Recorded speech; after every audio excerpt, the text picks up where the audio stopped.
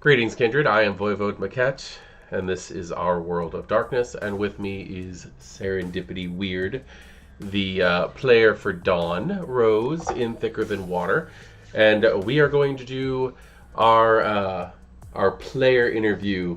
Is that what we're doing? Yeah. Oh, okay. Doing a player interview for our 500 subscriber special, which I believe right now we're at 536 subscribers. So we're... Congratulations. That's amazing. Thank you. I'm excited. I'm excited. That's awesome. I want to hit that 1,000 mark. That would be really cool. Yes.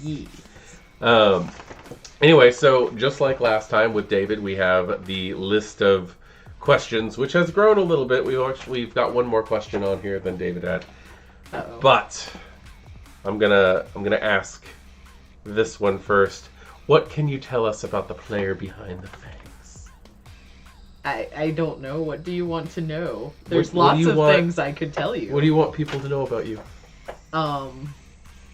I'm pretty much as crazy as Dawn, for the record. I use role-playing, specifically vampire, to kind of explore parts of my own psyche. It's a sort of, like, therapy in big air quotes for me. Oh, definitely. So that's probably relevant to your audience. Yeah, I don't know what... There's so many things I could tell you. I could talk about myself forever. Okay. Like, do you want... We'll give you a few minutes. Go. You have more questions. We do. This one. I have my own YouTube channel, which hasn't had anything on it for a long time. I also do weird TikTok things where those are vlogs, pretty much. Sometimes witchy things. Yes. I've mentioned on the channel several times that I practice. So this isn't a shock. This is not a shock. Oh my gosh! And there might be pagans people. And if it is, go back and watch my older stuff. Yeah, there you go. I don't know. More things. There are things. That's most of this time I'm not Dawn. I'm like creating things or cleaning my room. True. Yeah. A lot of my time has been spent there, but it's pretty like useful now, so that's exciting. Okay. Yeah. Okay, how long have you been into role-playing games? I think I first played Vampire, and I think Vampire was my first game, honestly. Oh, wow. And I think I first played in 2000, seems the correct year. Okay.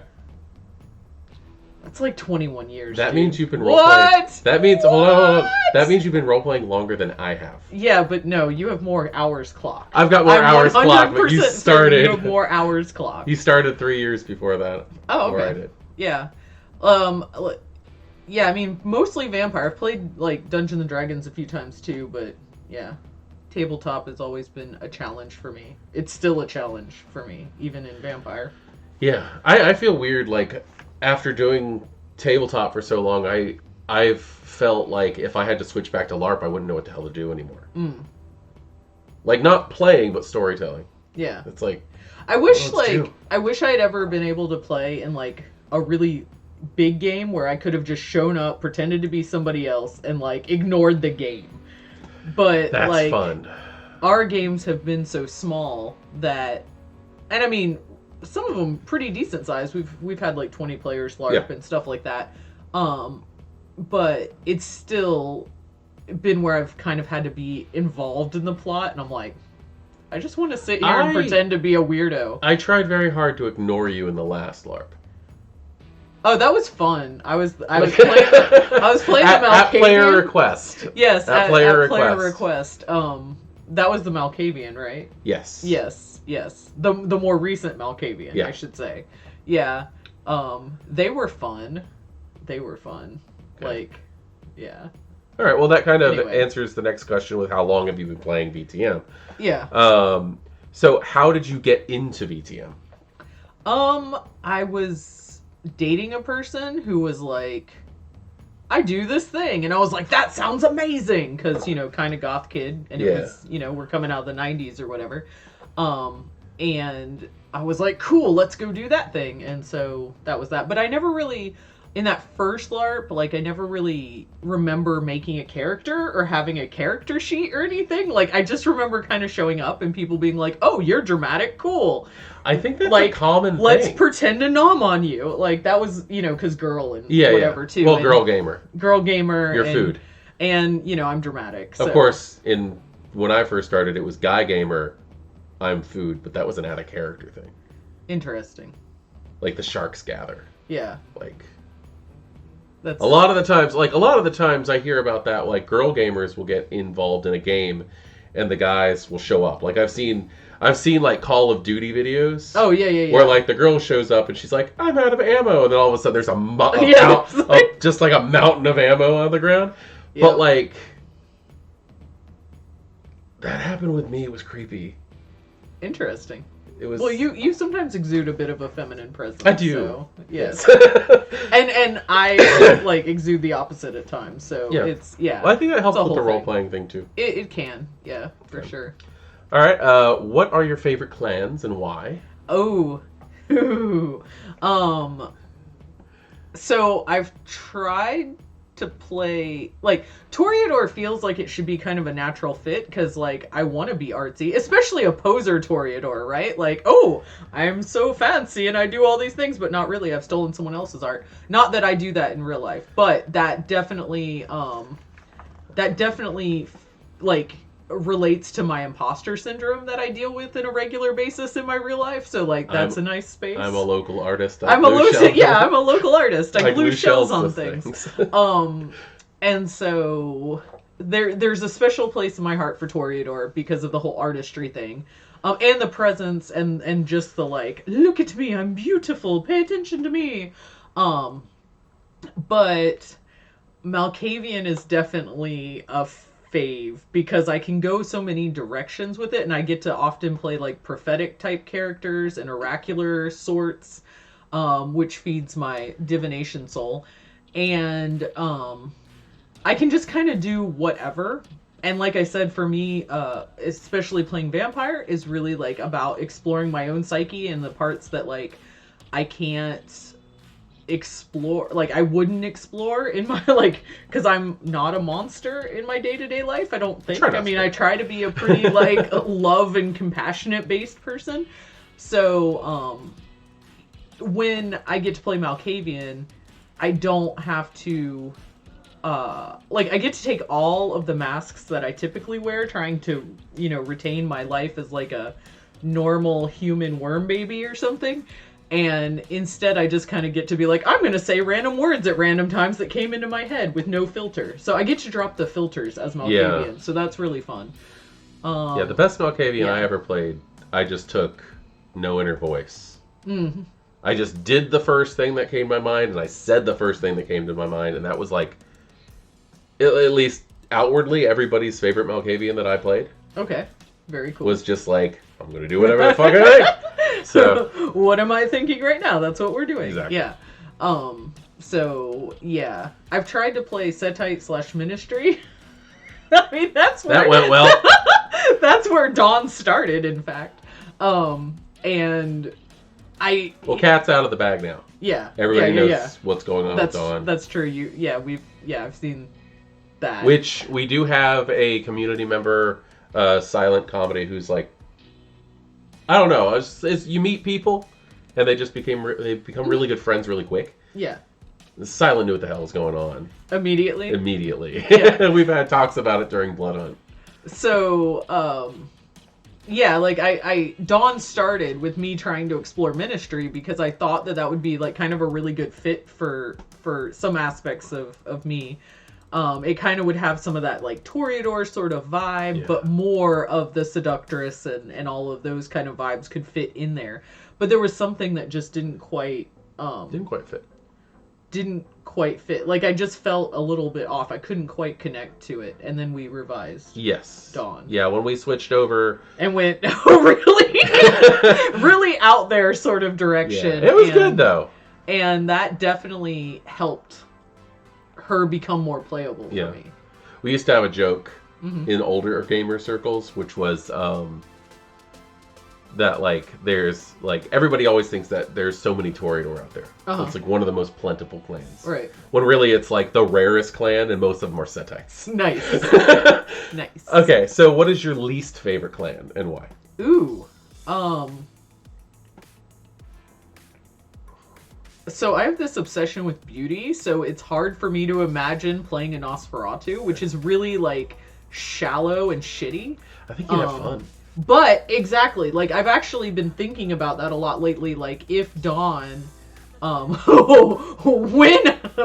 I get Dawn killed, because I feel we're all gonna miss her. I feel very strongly that I'm gonna lose half the fan base. One of these days, you are gonna stop. Like you're just gonna be like, nope, too far. I can't. Nope.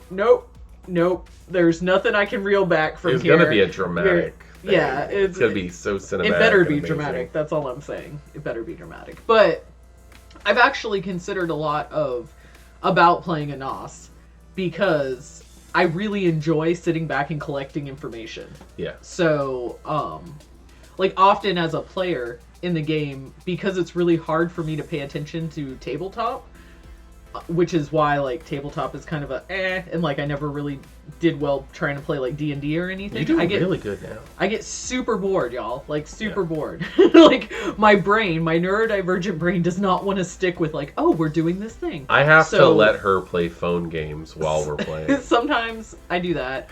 I try not to. Sometimes I write though, and that's what's made me really like the. When we do the Nos Sabbat thing, that ain't happening. I know. Well, no, yeah, it's all on camera and stuff. Can't let people see me playing my like match 3 games while we're trying to game. Exactly. I have to play multiple games at a time. But I was trying to say, I like to, sometimes I'll take paper. My Malkavian did this as well. Yeah. I've had several characters, actually, that have notebooks, and so the entire time in game, I will just be, like, writing down every single observation. So I think that while it definitely triggers some discomfort within my soul, the idea of playing a Nos, because of the fact that could not, like, that would have to be a character who has physical stuff that I'm not. Not necessarily, no. Yeah, with V5 you can just be eerie, and I could do eerie. I'd be good with eerie. That's just like I don't want to be around that person. It would be. I would have to. I don't know. Like the idea of having like tusks that are ripping through my skull or something like that. Does that like fun? Does not appeal to me personally. But the like personality of a Nos like appeals to me. Like being sneaky, especially because with Dawn, like I've explored sneakiness so much more. Obfuscate is fun. I'm not much of a I'm gonna build for this clan because I want the powers, but Nosferatu have the best discipline lineup. Yeah, Animalism, Potence, and Obfuscate. That's just and I would have fun with it. Yeah, I've actually never played anything with Potence because I've generally always kind of stayed in a realm of sort of pretty seductressy-ish. You should do that, like, really gnarly, thin, frail Nosferatu. That'd be fun. That looks like it would just crack in half if the wind blew. Yeah. And take, like, nothing but Potence. That'd be amazing. That would be so cool. Just Alright, like, so now we're planning I'm throwing a car now on this turn. Now we can kill Dawn. No! No! I've been threatening to like kill off Dawn the whole time. Since we did get into a Nosferatu conversation here, I want to throw something in there because there's like a reoccurring topic that comes up on the World of Darkness news, hosted by Outstar. When Huddy, who is like a community ambassador, gets on there and they discuss the photos and the pictures and the cosplay and stuff, they always get into a discussion about Nosferatu. Okay. There's 2 features that Huddy loves and Outstar hates. Okay. And I'm just very interested to know what your thought on that is. And since this came up, I'm throwing out there bald with pointy ears. Oh. Like the classic Nosferatu. like the movie cover rat poster looking thing. Yeah. Huh. Like Huddy loves the classic Nosferatu look. Okay. Outstar hates it.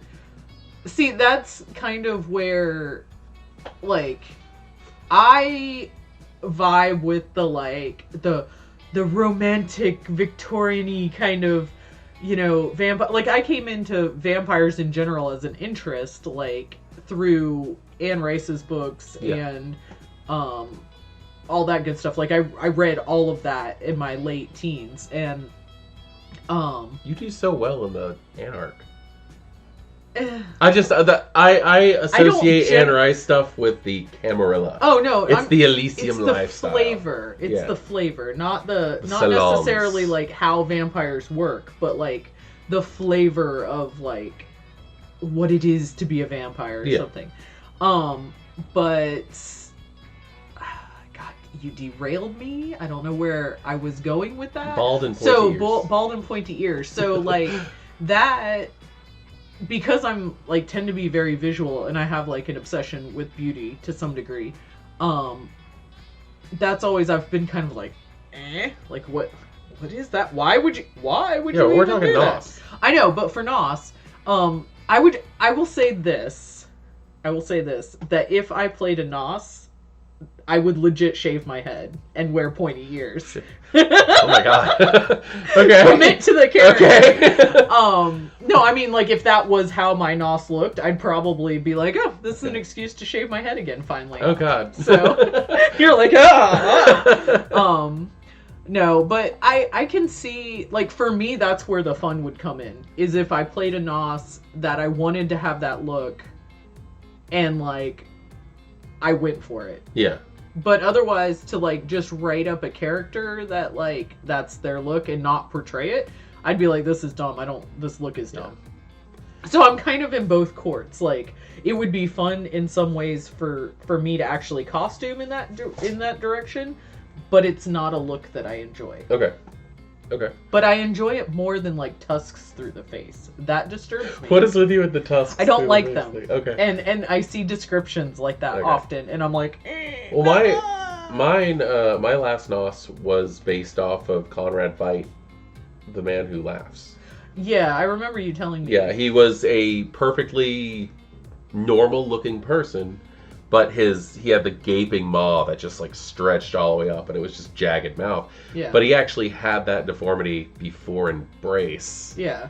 Because I took the whole story from that movie. Okay. Where his father had like ticked off somebody, and his father was slowly killed in front of him. Yeah. While the people who were doing that cut a smile into the guy's face, so that he had to watch his father die and smile the entire time. That's disturbing. Yeah, and it was a fun Nosferatu until he got really sad. He did get really sad. I remember. Really sad. Anyway, Nosferatus. Yeah. And so least favorite clan, Nosferatu. Maybe, I mean, I realized that actually it'd probably be a really good clan for me to play. Bruja, maybe? I mean, I can kind of see me... Least favorite? I mean, I can kind of see me playing Bruja also. I'm trying to think of, like... I don't feel like I connect well to Ventru unless I make it, like, a dramatic, like, ridiculous... Remember, like, Milan London or something? Like, that ridiculous character I made? I ran one night that was all Ventru, just so people could get all the sides of the story that were going on. And I did this huge dramatic shift with the Ventru and everything, and then I get Paris Hilton wannabe Milan London who shows up, and oh my god. She just like totally wanted to have everything. She needed all the money and like all the businesses. Alright, favorite edition. I know you've played at least 3 under me. Yeah. I mean, honestly, like, I really do like V5. It feels like I actually understand it pretty well, I feel like. Character creation went pretty smoothly. Yeah, stuff like that.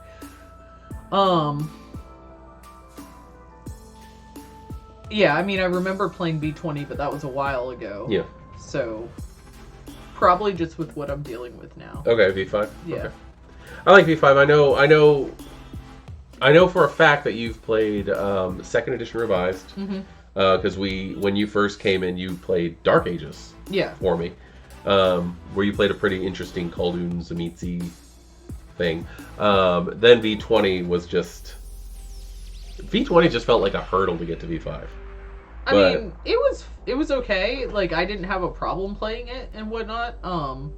But I'm generally pretty adaptable. Like, I don't tend to get stuck on rule sets in games and stuff like that.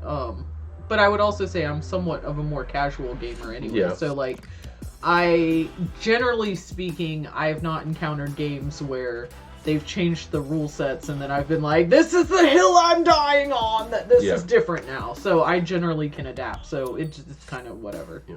Just point me in a direction with what the rules are. I've got very few items where I'm just like, I don't like the system, I'm not playing it. Mm-hmm. But as a storyteller, running V20 was just not my cup of tea. Mm. Very much prefer V5. I liked it when we actually converted V5 to LARP for a little while, just to play. We used the app on our phone for the dice roll. I forgot that V5 was out during our last LARP. Yeah, that's right. We've been playing V5 for a while, actually. Yeah, that's right. Yeah, I thought it was fun. It was easy, adaptable, and the descriptions are fun. But it's definitely a game stylized towards tabletop more than anything because it's so grandiose and cinematic. So tell us about your character in Thicker Than Water, like their backstory and how you feel about their story so far. Tell you about Dawn? Is that what you want? Tell us about Dawn. About Dawn. Well, Dawn was one of the original characters in this game when we originally... The Sun City Chronicles. The Sun City Chronicles. When we just kind of wanted to do something in the house and it was like not open to anybody outside. Dawn was... Okay, so real talk, this human entity body thing that's over here does a lot of witchy things online, right? Like I have a YouTube channel and all this stuff. And there's parts of me that's kind of uncomfortable with this because I'm like, oh, leading people and, you know, like, what if I encourage something that's harmful for somebody? Like, I have lots of concerns. And so... The fact that you focus on that and realize that does... I'm paused. It does... It is... It's nice to see that you actually stop and think about that. I do think about it a lot. And so, so Dawn became... I started stylizing Dawn as a way to kind of work through some of that to kind of like... What if I didn't care, right? Like, what if I was a person who didn't care at all and it was all about, like, building a cult or something, you know, building a business enterprise type of thing, and what if I let those fears kind of take form in this character? And so, so Dawn came to be through this idea, this backstory of she had been involved in basically like a yoga cult. Well, no, before even that, she was raised like Jehovah's Witness. That's right. Like she was raised in a very like I mean, I didn't ever flesh that out because I have no personal background in that, but she was in a very like religiously dominant space growing up, and then she left that to explore alternative spiritualities, finding yoga, and kind of fell into like a yoga cult kind of deal. I remember the original idea I had for your sire is completely different. Oh, yeah. Because originally also that was a whole thing too. But so then so as a human, she was building, she managed to kind of like escape that-ish and start building her own thing, which is where her touchstone, Brittany comes into play. And Brittany and Dawn were lovers when Dawn was still mortal, and Brittany basically like ran Dawn's whole enterprise because Dawn was kind of inept at that. She didn't have a cell phone because she never handled anything for herself, is what it was. To start with, Dawn was just very like, well, Brittany will do that for me. Like, Dawn was the pretty face in front of everything, but kind of flighty. And Brittany was kind of the brains of the whole organization. Brittany was totally the brains of the whole operation. And then Dawn was embraced. I love playing Brittany. I know you play Brittany so well. I love it. It's fun. But and then Dawn was embraced, and originally, again, there was a whole creation of Dawn, and then I kind of met this point where I was like, I really am not connecting with this character. This isn't really working. And the companion guide had come out by that point, and we were switching from just playing like in our household to opening it up to a few gamers locally. Online. Oh, yeah, no, that's right. I always forget about the online part of it. The very, very short, that's right, like 5 weeks that we had an online Discord game over Roll20 and stuff. Yeah, I totally, I always forget that even existed.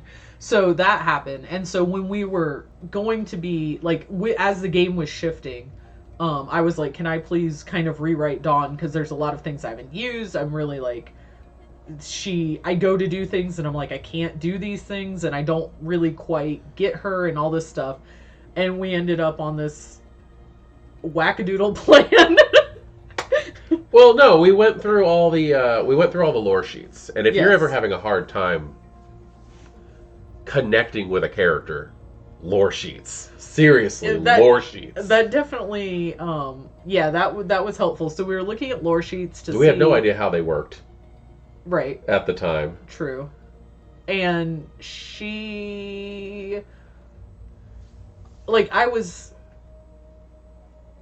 I've derailed again. I don't know. Dawn coming into her own. Yeah, Dawn coming into her own. So I was having trouble wrapping my brain as a player around, being a Setite. Because Dawn was very, deity-based and, listened to that which is beyond her and was, driven by that. This was a part of her core component of, her as a human. Mm-hmm. Was that she had a deep relationship with deity in some sort of fashion. And personally as a player, I'm not super familiar and I don't really work with Set. So it was hard for me to wrap around the idea of her being a Setite or a ministry. I think everything came together when you got clairvoyance. Do I have clairvoyance? Was it clairvoyance? No, premonition. Premonition. No, adding premonition to my sheet definitely made things make more sense. But when we got the companion and we read through the companion, and I was like, "Ooh, the Ravno are tricksters now. Yeah. I can go a direction with this," because this human meat suit body person over here works with and has a very close relationship with Loki. Yeah. So suddenly the player could connect how the character would be able to have a deity sort of relationship.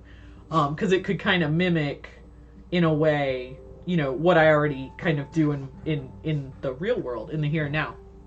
So, yeah, that's what kind of guided us toward the Ravno thing. But then it was like, well, if she's ministry, how would she be a Ravno? Yeah. And that's where lore sheet. Oh my god, we came up with the most convoluted, stupid thing. So convoluted. But it makes sense. And you've read the novels. I have read You've read the clan novels.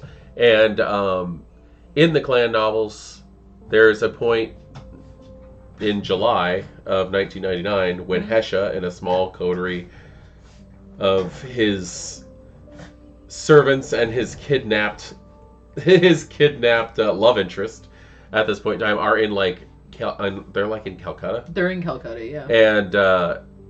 And it's right smack dab in the middle of the Week of Nightmares. Yeah. Right when Zapathasura goes down. And I was like, there is no reason why, if he didn't pick it up himself, he would have had agents scouring that desert, trying to get a hold of the blood of Zapathasura, which is the number, which is the level 5 point from the Week of Nightmares lore sheet. Yep.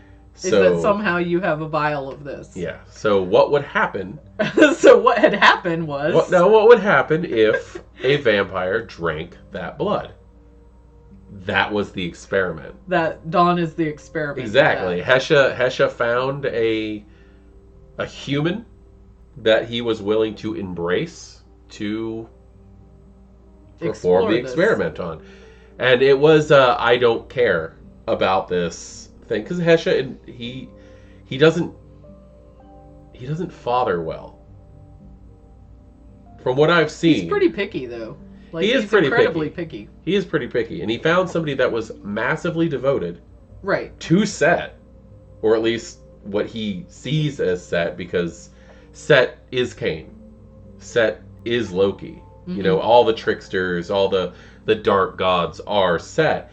And he was able to find someone he found was devoted enough, who had what they considered the voices of Set in their head. Yes. And then, unfortunately, that voice just started to quickly meld into Zapathasura's voice telling you what to do. And yep.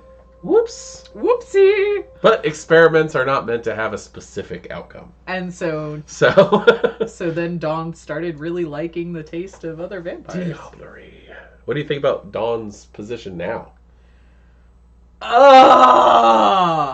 Have you haven't done you haven't put the recap out I have. yet? I have. Oh, you did? Okay, I couldn't remember if I did not do this week's recap. That's what I'm saying. I'm talking about what happened when you disappeared.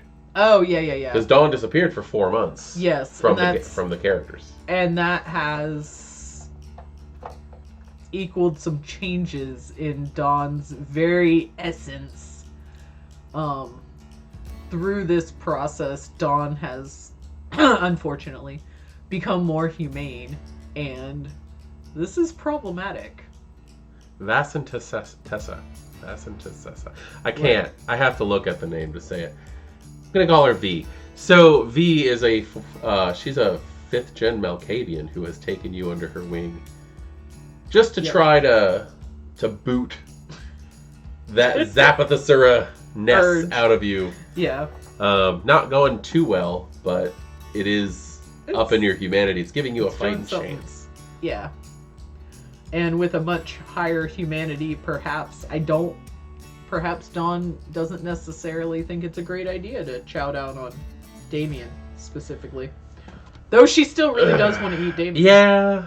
Damien looks it's like tasty. A Tom and Jerry kind of situation. Looks tasty. Okay. So what else have you played, and what can you give about that? Like, what else have you played, and how have they shaped your play style now?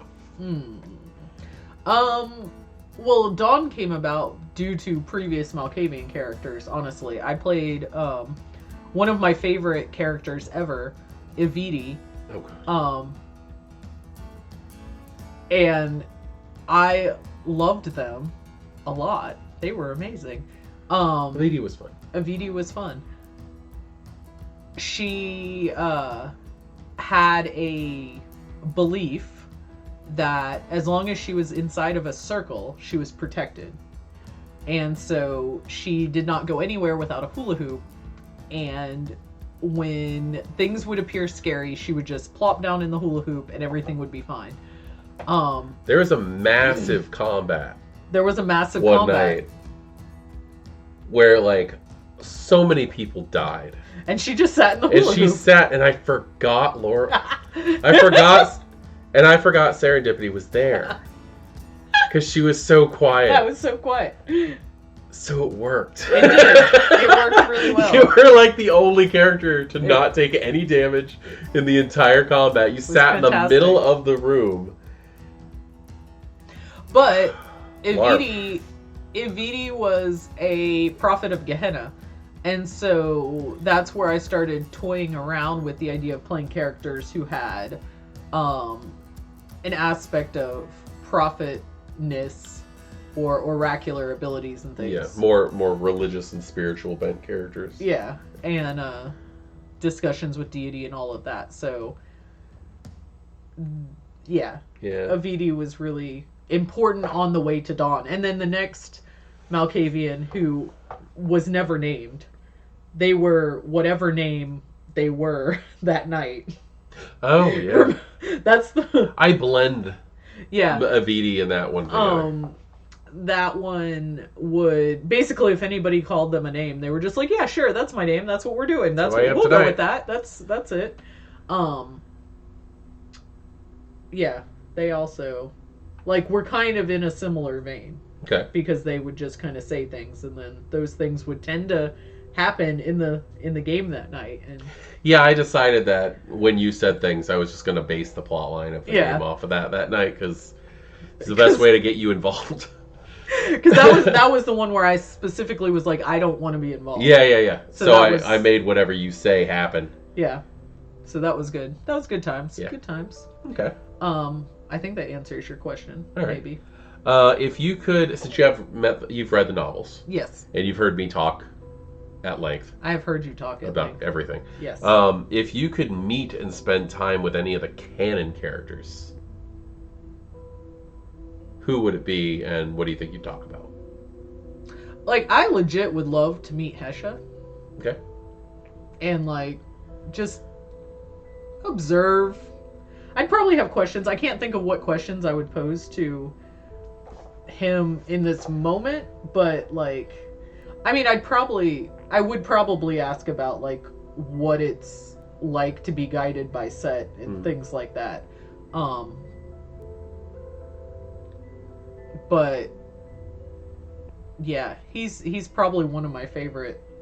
When I was reading the novels, I was like living for those storylines. Yeah. Which is what helped propel me to think, well, maybe I want to play a Ministry character. But I don't know, something just was weird. He's interesting.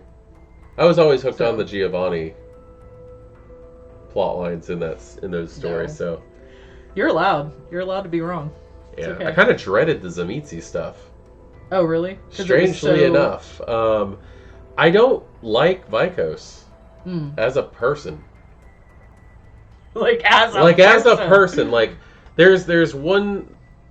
It's not one. There's several chapters where it focused on a child of Vikos that tracked it down and attacked, and then Vikos kind of just ripped it all apart. That story. That was the only bit of Vikos' stuff that I was interested in, because I was interested in Anthony.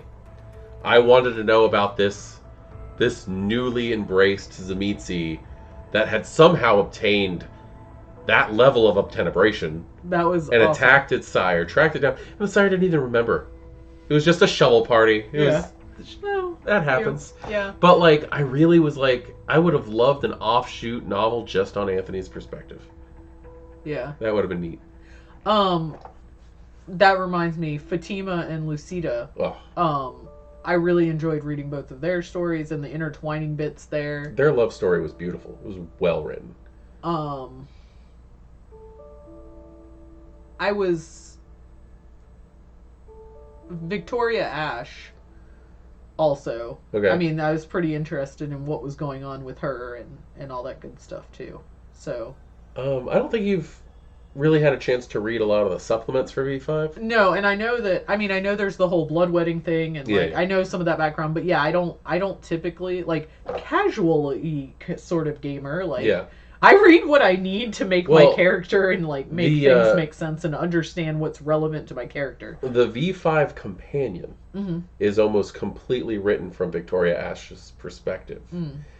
And I found out that the author of War of Ages, the Nordic LARP V5 book that's coming out, he writes for Victoria Ash. Okay, that's and cool. I was blown away to find out that this big burly bearded man writes from like Norway, Scandinavia. I don't know exactly where he's from, but he writes for this dainty little woman, and I love seeing how people can just go just past your expectations on the characters.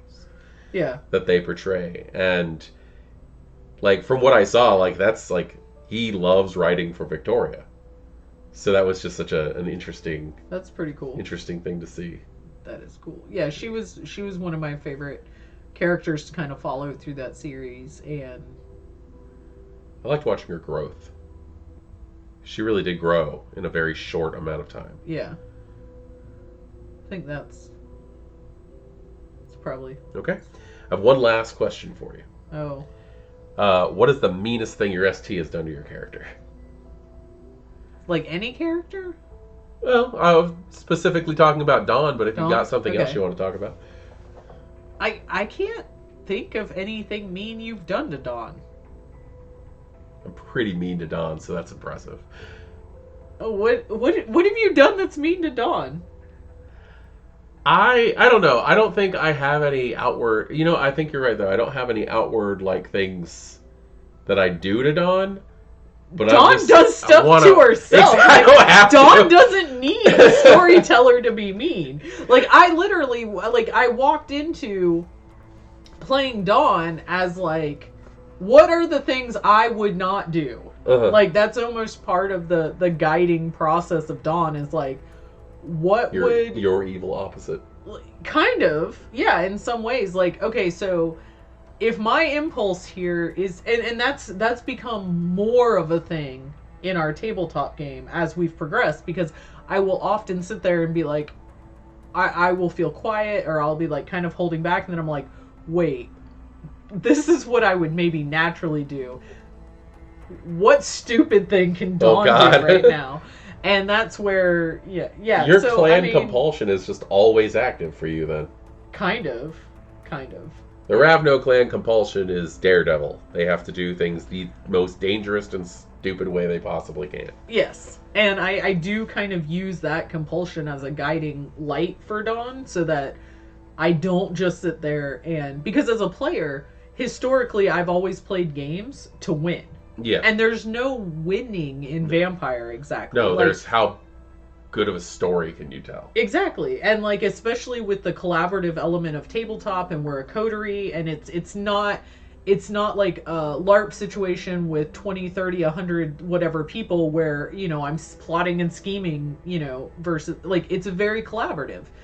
And so having a coterie. Not that I am helpful to the coterie at all. You're helpful. You get them involved in things. I get them involved. Yes, let's 5 major boons, please. I gotta cash those in. Yeah, you gotta start. That's the meanest thing my storyteller has done so far, is what they will do to make me pay those boons. Okay, this actually is not on the paper, but this came to mind while you were talking. What is your favorite scene with Dawn? Is there anything that comes to mind? Favorite scene with Dawn? Oh my god, the time I tried to eat Damien, that was amazing. Seriously.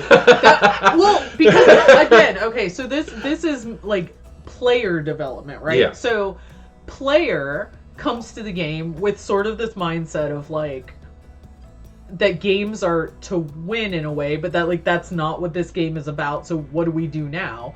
And always making, the right choices for the story. And even when we moved to tabletop, I would spend a lot of time, kind of trying to guess what the ST would maybe be, wanting the characters to do, or, what outcome, what does the ST expect Dawn to do? And trying to, trying to fulfill that. Trying to play the role that she's supposed to play somehow. And then at some point I was like, oh wait, I get to decide this.